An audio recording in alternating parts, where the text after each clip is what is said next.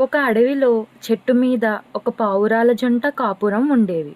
ఒకరోజు ఇద్దరు యాత్రికులు పొరుగు ఊరిలో జరిగిన పెళ్లికి వెళ్ళి తిరిగి వస్తూ చెట్టు క్రింద కూర్చొని విశ్రాంతి తీసుకుంటారు. వాళ్ళిద్దరూ పెళ్లిలో భోజనం గురించి మాట్లాడుకుంటుంటారు. ప్రత్యేకించి పాయాసం ఎంత అమోఘంగా ఉందన్న మాట ఆ పావురాళ్ళ చెవిలో పడింది.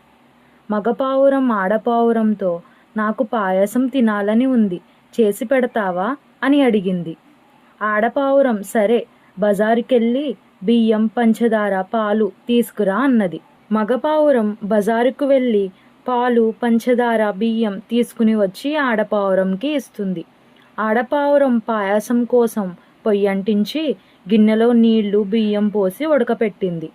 బియ్యం ఉడకాలంటే సమయం పడుతుంది కదా, కానీ మగపావురం తినాలనే ఆతృత ఎక్కువయింది. పాయాసం తయారయ్యిందా అని అడిగింది. ఇంకా బియ్యం ఉడకలేదు అని చెప్పింది ఆడపావురం.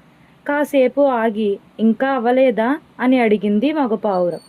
ఇప్పుడే పంచదార, పాలు కలిపాను, ఇంకొంచెం ఉడకాలి అని అన్నది ఆడపావురం. కొద్దిసేపు అవ్వగానే పాయాసం చివరకు తయారయ్యింది. అడవంతా పాయాసం వాసనతో గుమగుమలాడిపోతుంది. పాయసం అయ్యిందా అని మగపావురం అడిగిన ప్రశ్నకు ఆడపావురం అయ్యింది కానీ అని మాట పూర్తి చేయకముందే వేడివేడి పాయసంలో మూతి పెట్టి కాల్చుకుంది మగపావురం. ఆ కోపానికి పాయసమంతా పడేసింది. అయ్యింది కానీ చల్లారాలి అని నేను మాట పూర్తి చేయకముందే తినబోయి ఎంత పని చేశావు అన్నది ఆడపావురం. మగపావురం గిన్నెలో మిగిలిన ఒక్క చుక్క పాయసాన్ని చల్లారాక రుచి చూసింది. ఎంత రుచిగా ఉంది! తాను తొందరపడి ఇంత రుచికరమైన పాయసాన్ని నేలపాలు చేసినందుకు బాధపడింది.